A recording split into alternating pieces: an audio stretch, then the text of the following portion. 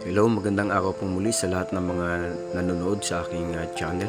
Sa mga hindi pa po nakasubscribe, baka pwede po makisuyo, pasubscribe naman po ng ating channel.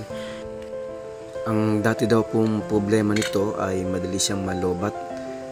Halos wala pang isang minuto ay lobat na, kaya hindi siya ganun na nagagamit. At ngayon hindi na rin siya may charge gawa nung yung pinakang pasukan ng charging connector ay kinalawang na, kaya hindi na maipasok yung pang charge na connector. So ito yung pinakang dating battery niya, napakaliit lang. So ayan, titingnan natin at buksan muna natin kung anong pwedeng gawin. So ayan, slide natin yung mga lock para matanggal yung pinakang cover niya.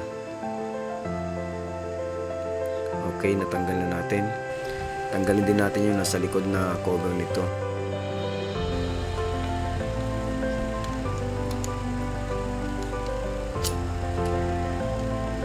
Okay, natanggal na rin natin yung pinakang cover sa likod.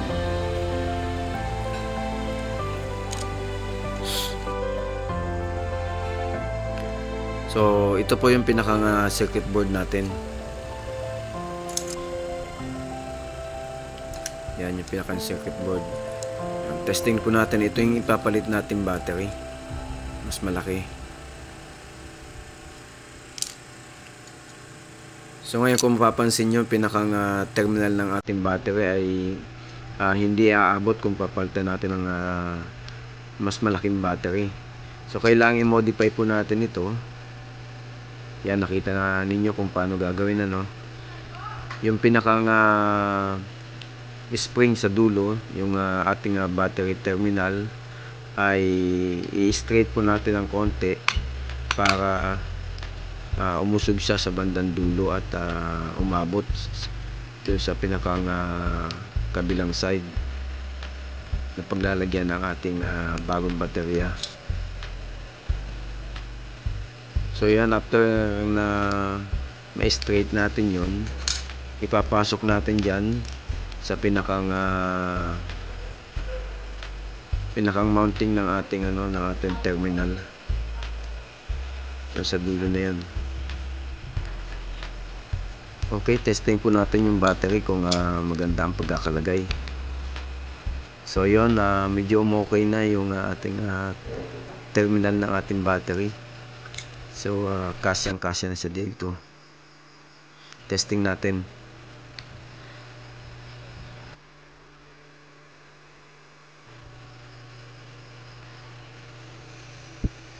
Okay, gumana.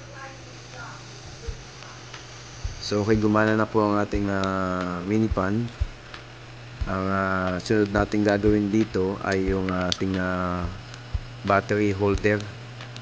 So itong battery holder natin, kailangan tanggalin natin yung mga nakausli ng mga plastic para may lagay natin ng ayos itong ating battery yung ipapalit. Kasi kung hindi natin tatanggalin yun, hindi natin may papasok itong ating baterya. So yan, tanggalin lang natin yan.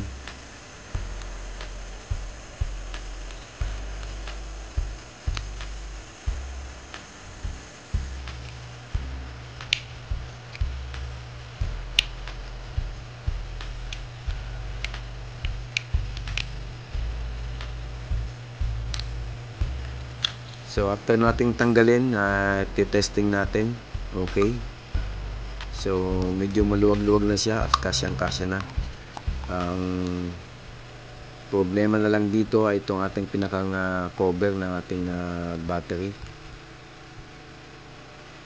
So kailangan nating ayusin pa yung ating pinakang loob ng ating cover. Yan, medyo masikip pa yan.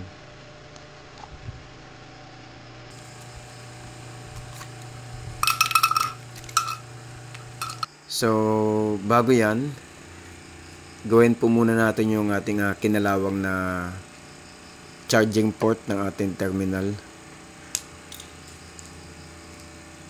Ito, kung makikita nyo po, kinalawang na yung pinakang charging port natin. Ayan, kinalawang na, oh. So ang gagawin po natin dyan, lilinisin po muna natin yan. Gagamit tayo ng alcohol. Yan po yung normal na alcohol na ginagamit natin. Kumuha lang tayo ng isang brush na malinis. Tapos linisin po natin. So yan, hanggang sa mawala yung mga kalawang. So pag natanggal po yung kalawang yan, madali natin may papasok na yung ating pinakang connector ng ating pan-charge. So ngayon, i-blow dry po natin para madaling matuyo. Gagamit po tayo ng blower.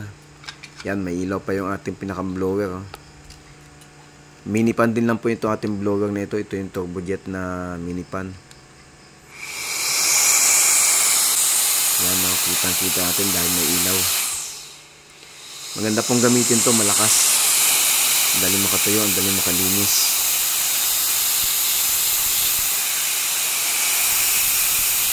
So yan, pagkatapos nating i-blow dry yan at linisin, testing na natin kung pwedeng ipasok yung pinakang charger. Yan. So yun, ipapasok na natin. Di katulad kanina, talagang hindi natin mailagay sa loob yung ating yung ating charging connector. So okay na, kaya ngayon ipipix na natin ito. Yan, ibabalik na natin yan. Tapos i-check na uli natin yung pinakang battery holder niya kung magsaswak siya ng maayos dun sa loob.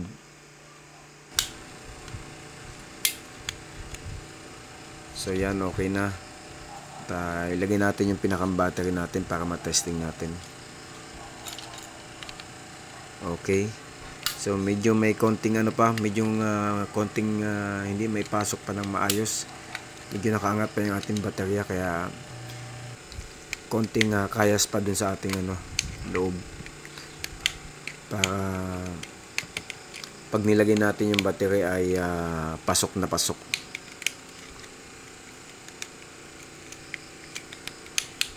So yan, linisin lang natin ng maayos para magandang ilagay yung baterya natin.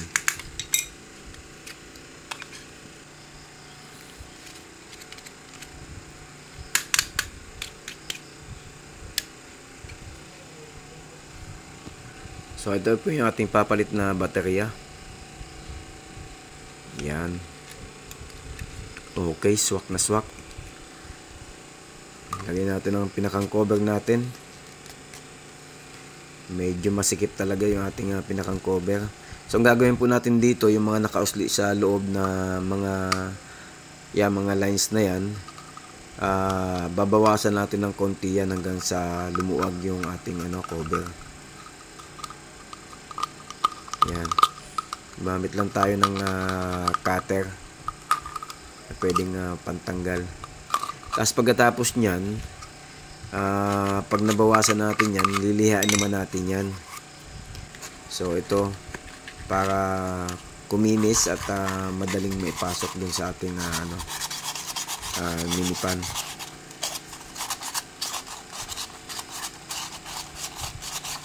So yan, linisin natin ng konti, tapos saka natin ipasok dun sa ating mini pan holder.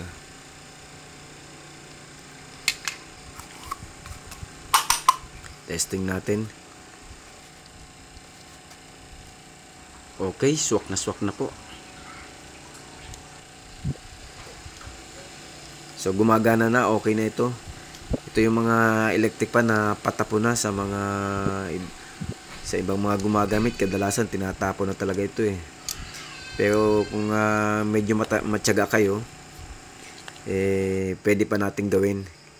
So testing natin ng pag-charge. Yon, nakita nyo, nag-charge na siya. Oh. Kung nagustuhan niyo po ang aking video, paki-subscribe po at saka like and share na lang po. Salamat po sa mga nanood.